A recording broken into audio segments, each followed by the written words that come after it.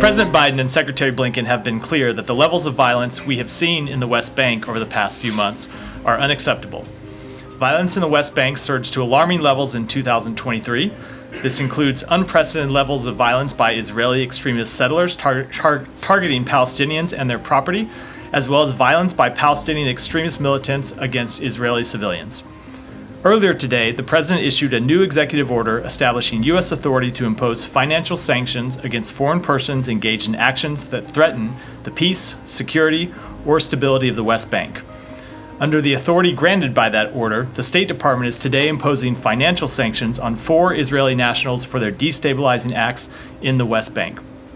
Today's action follows on the step we took in December to impose visa restrictions on dozens of individuals for contributing to violence and instability in the West Bank.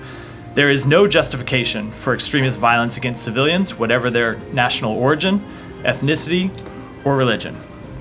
The President and the Secretary have both raised our concerns with their Israeli and Palestinian counterparts about the level of violence in the West Bank and stressed that Israel must do more to stop violence against civilians and hold accountable those responsible for it. We continue to make clear that expectation to the government of Israel, and as we do, the United States will also continue to take actions to advance the safety, security, and dignity of Israelis and Palestinians alike. When we impose financial sanctions of this nature, it is not just a question of assets that can be frozen, it's also a question of transactions that individuals and organizations take that may flow through or in some way interact with the U.S. financial system, which, as you know, a good deal of transactions that take place all over the world.